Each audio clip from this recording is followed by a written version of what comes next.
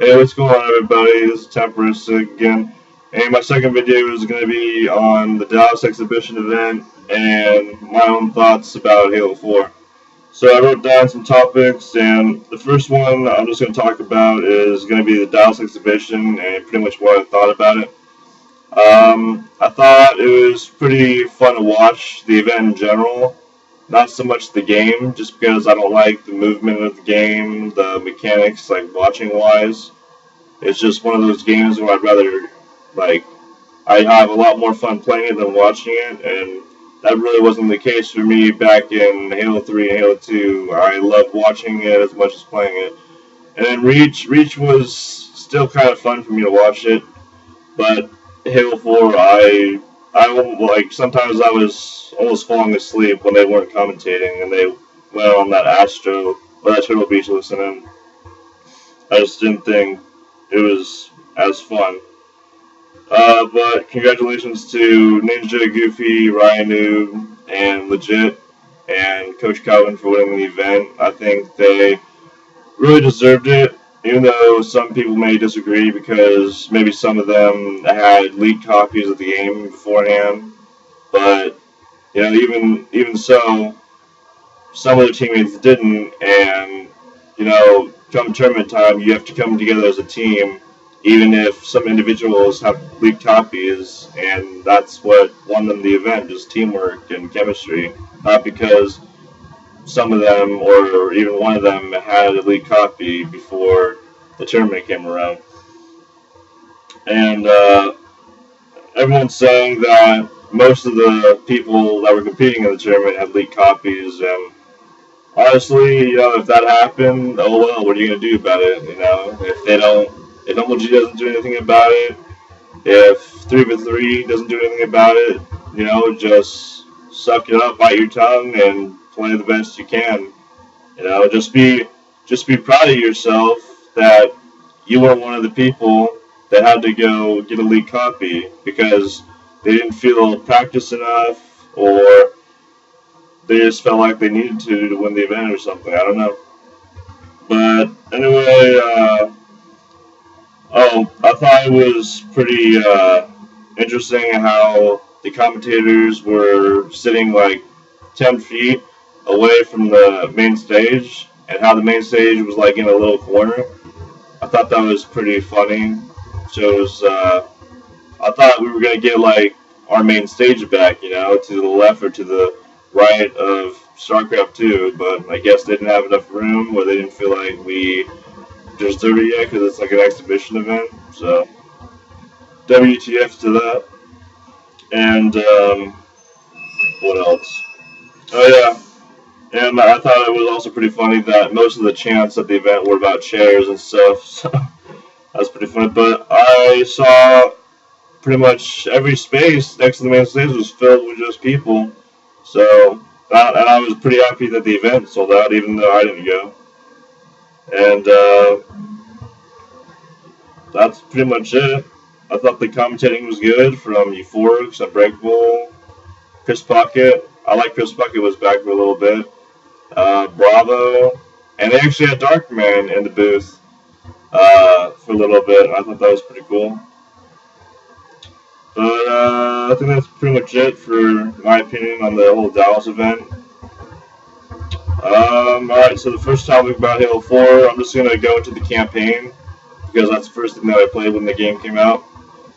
And if you haven't played the campaign, I'm not going to give away any spoilers or anything like that. But I thought the campaign, compared to the other Halos, played really well. It was really refined, really new. And I enjoyed it a lot. So that's pretty much it on that, without giving away any spoilers.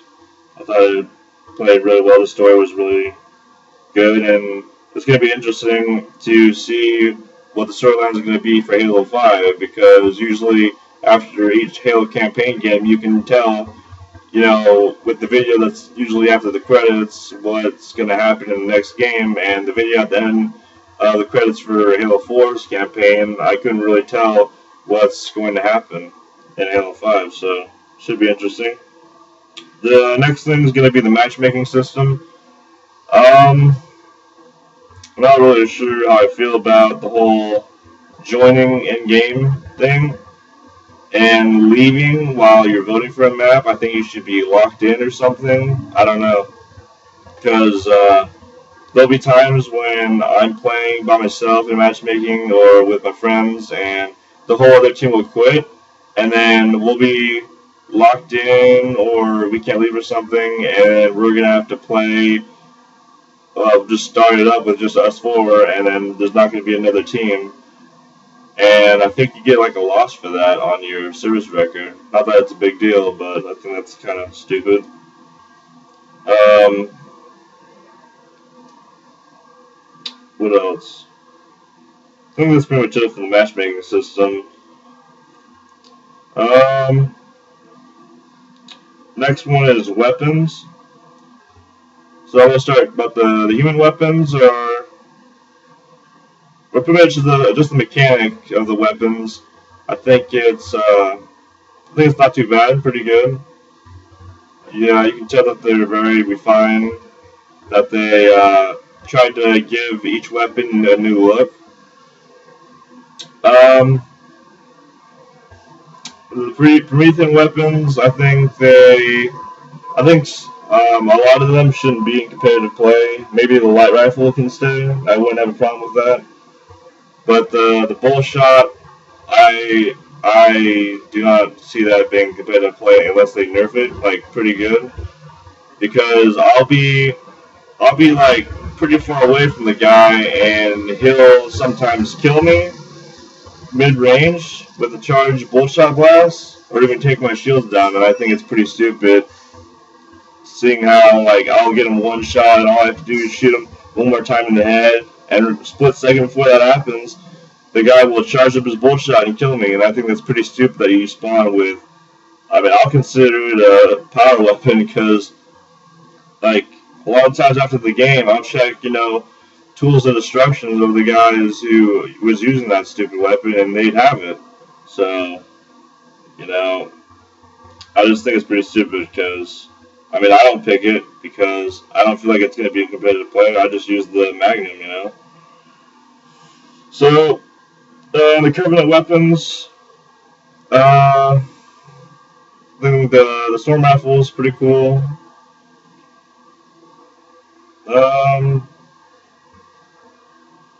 Nothing much else. The Carbine, I've actually used the Carbine a lot in matchmaking, and I'm actually doing really good with it. I don't think it's going to be a starting weapon, though. Probably just the DMR and the VR are going to be the starting weapons, just like in the DOS exhibition event. But, in general, the weapons look pretty good. I have no complaints, really, other than the bolt shot. And, next thing is going to be the spawn system, something I really don't like in this game. Maybe it's a little difficult. I mean, I know this game is like kind of it's in its infancy, and 3v3 is probably already getting their patch ready.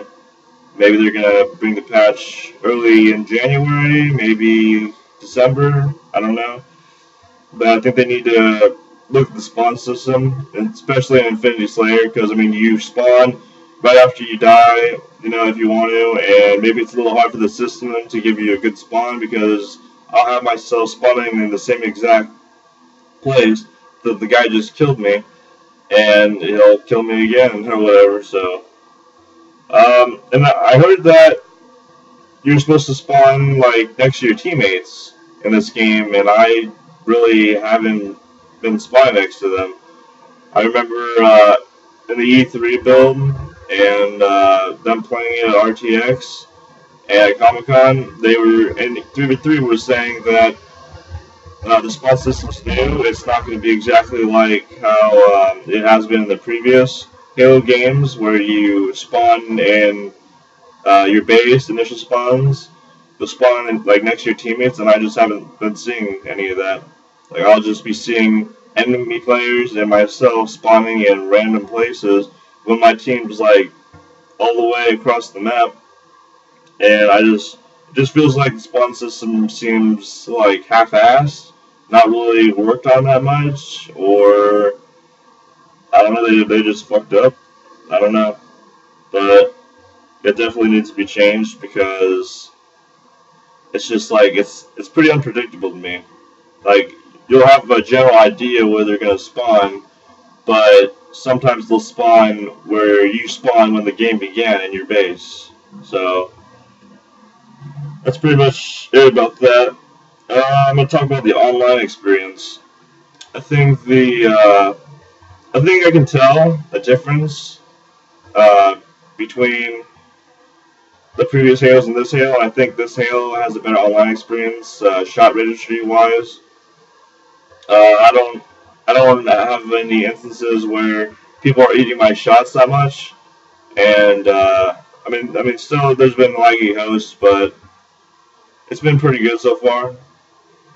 Um, can't really tell who's hosting this game. I don't know if anybody's found out how to tell who's host. Leave a comment in the comment section to let everybody know, including me, because I just have no idea. Um, that's pretty much it for that. I just want to talk about the shot registry. I think it's pretty good. I think it's just like Halo 2, because in Halo 2, I don't remember that many times where we had, horrible hosts in Team Hardcore and stuff. So, next one, I'm going to talk about no ranks. I know there's going to be a ranking system on the website coming next year in January, I think. That's good and dandy, just like Halo 2, where you went on Bungie.net and you looked at the bar. But it's not what we asked for. I know there's a lot of casual players who 3v3 caters to that ask for a ranking system just like us, the competitive players. And they say they listen to the community, so where's the ranking system inside of the game? Because, some people can't go on the computer at the same time as they're playing because they don't have a router or whatever the case may be. And I know a lot of people would be more comfortable there being a ranking system inside of the game because maybe some people feel like it's not going to be as accurate being on a website. I don't know. But I think the Spartan rank system is pointless, I think there just should be an XP bar. I don't think there should be a ranking system to show who's been playing the longest. But whatever to that. It'd be better if there was ranks for every playlist, to be more motivation to play. Like, I know I'm not gonna go on the website after every single game I play and check my rank. Like, I'll check my rank at the end of the day, but whatever. It's their game. It's their decision. Next one, there's going to be Team Slayer Pro versus Infinity Slayer, because both of them have elements that were the game type to play in Team Slayer for the exhibition event. So I don't know which really one to play that much. I know there's a lot more people playing Team Slayer Pro in the MLG community, but Infinity Slayer has the Ordnance Drop, which was in the exhibition game type. I don't know if they're going to keep it. I don't know. I don't really hate it that much, the Ordnance Drop. I just think you should fight for the power weapons, instead of getting 5 kills and then randomly you get an incineration cannon at the top. So, I wouldn't be that mad if they kept an Ordnance Drop. I think it's fun for casual play. I don't think it really belongs in competitive play, but I wouldn't be that mad because it just adds a new element, even though it's randomness. I don't know. I think they should. Like go Team Slayer Pro rather than Infinity Slayer. Just regular Slayer and instead of Orange Drop, just because of the randomness. Even though it'd be really fun to play at tournaments with Orange Drop. The next thing is going to be the point system, which I am pretty pissed off about. It's not that big of a deal to some people, but to me, it's kind of big. I know you can change this in custom games, but in the playlist, it's just kind of pointless to me. It's very frustrating how the system goes to 60 kills or 600, and I know they do that so you can, like, just for the XP system, the plus 10s for kills and the plus 5s for distractions, assists. I don't know if they did it because of that or whatever, but I just feel like it's kind of pointless to make the point system in the game be 3 digits long in Slayer games. I don't know why they added 10 more kills. Maybe because the game's more fast paced, so we need to extend the game longer. I don't know. But I'm just glad that you can change it in custom games. And hopefully when the LG playlist comes out, KC will be sure to mention that, hey, make it go to 50, or if you're going to make it go to 60, can you take off one of the zeros so it doesn't look retarded? Thank you. And the next one's going to be other playlists. I like playing Big Team Infinity Slayer. You get a lot of XP from that, and it's just really fun. I love the Mantis.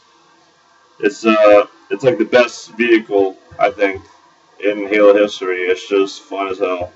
It's a freaking tank. I think they need to nerf its health bar a little bit, but other than that, it's pretty fun. Dominion is a brilliant game type. I love it. You can build turrets. You hold the base long enough, you get more power weapons. I think it's just really fun. The Flood game type I've played, and it's definitely better than regular Living Dead. Because you got the Thruster Pack, you get more. It's like more balanced now, because in Living Dead, let's say there's 1 or 2 Spartans that are infected, and there's 8 other Spartans on the other team, and they're all working together. It's gonna be kind of hard to get to them until they run out of ammo, But in this game, like, I've been able to take down 2, 3 Spartans off my initial spawn just because of the thruster pack, and it gives the Flood more of an advantage, seeing how there's only 2 of them and there's like 8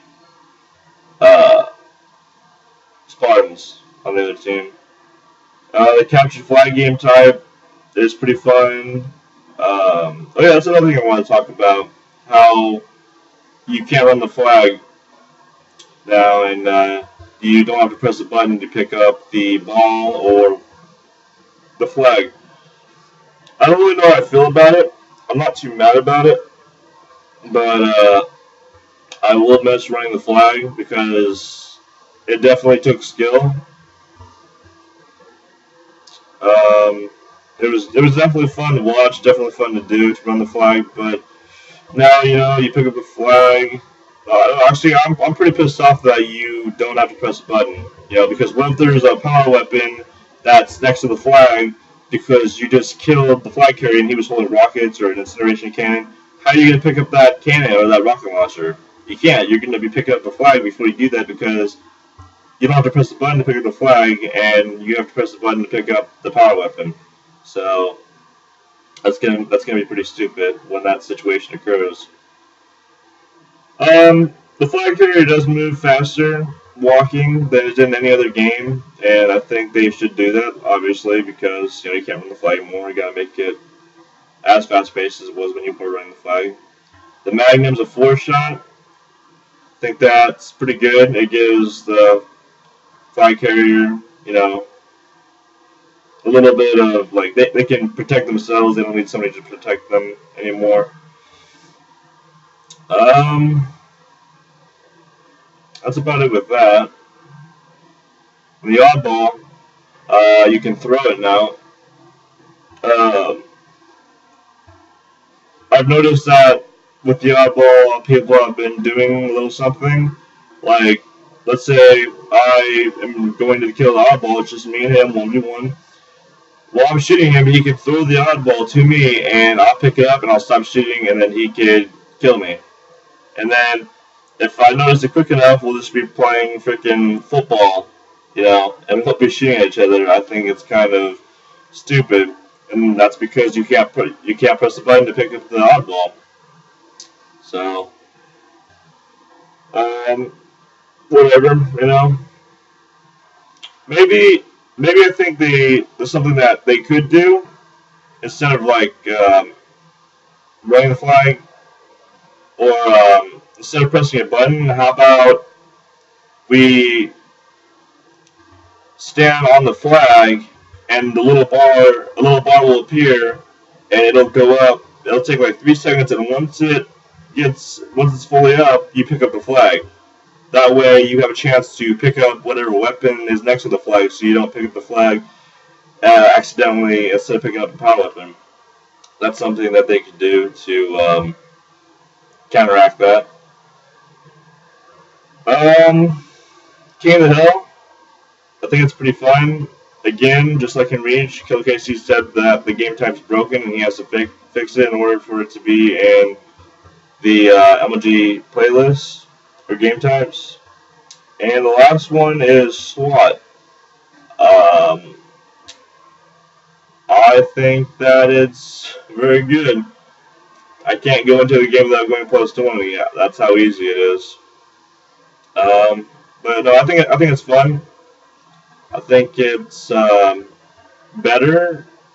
Well, I don't know about better, but just as fun as the previous Halo games with SWAT.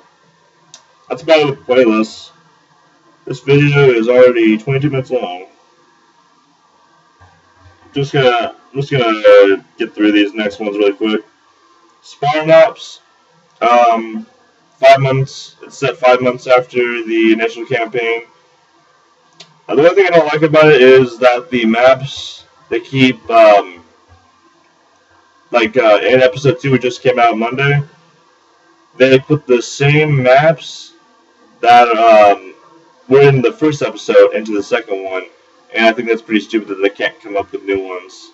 The story is always different with each episode in the chapter, but they're using the same map. It gets kind of repetitive and it gets kind of stupid. Next one is the Call of Duty conspiracy, saying how this game is just like Call of Duty. It may have elements in Call of Duty, but it still plays like Halo. You can still tell that it is Halo, I'm not too mad about it. I like Sprint. I think it makes a fast pace, and I like how you slow down. Like, you really slow down when you're sprinting, when you get shot at. That's about it. It's not. It has elements of Call of Duty, but it's not really like Call of Duty. We have shields, we have motion sensors. In Call of Duty, you have to get something to have that motion sensor. Call of Duty is an easier game to play, in my opinion, just because you don't have shields and stuff. But the future competitive Halo 4, I think they will obviously pick it up on the MLG circuit since it sold out, since they made revenue. That's what Clapp said. He said that the only reason we're not having Halo on the circuit is because we're not getting revenue. We're losing money from having it. We don't have sponsors, but now they don't need a sponsor since it sold out at the exhibition event. And hopefully it'll sell out at future events since everybody seems to like this game a lot more than Reach. And a lot of people from Halo 2 days, and some from Halo 1 days are coming back to play. So, as long as the events keep selling out, they will have it on the circuit, no doubt in my mind. If they don't have it on the circuit for the opener, they better give it a really good reason, because it's sold out. They made money. So, the new Forge system, I think it's really good. They took the big map, which was really laggy because it had too much shit in it, and they split it up into 3 different maps. One's a space map, one's a forest map, and one's like in a cave, something like that. The Sanctuary remake, the Onslaught remake, and the Guardian remake, I think are all good. I think they all should be in competitive play. They are identical to the ones in Halo 3 and Halo 2. And there's not going to be lag for split screen. They shouldn't be, because the maps are not as big as the original Forge map. The maps, I think the maps play decently. Haven and Adrift, I think they play fantastic. Adrift for Capture the Flag, Haven for Team Slayer.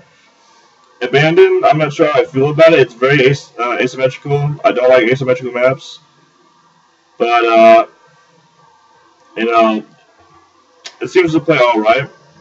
I think it's kind of like High Ground from Halo 3. I don't know if you guys remember that. How a team would spawn on the beach and another team would spawn in the base that you have to, control. I think that's kind of how Abandoned plays. People are going to get Ring 3 off the start, and then the other team's going to have to fight for it. I don't think that's how it should be. I think it should be a fair fight off the start. But it is what it is. Complex, I hate. It wasn't in the DOS exhibition. It's not going to be in the future emoji events, and that's good. It's stupid.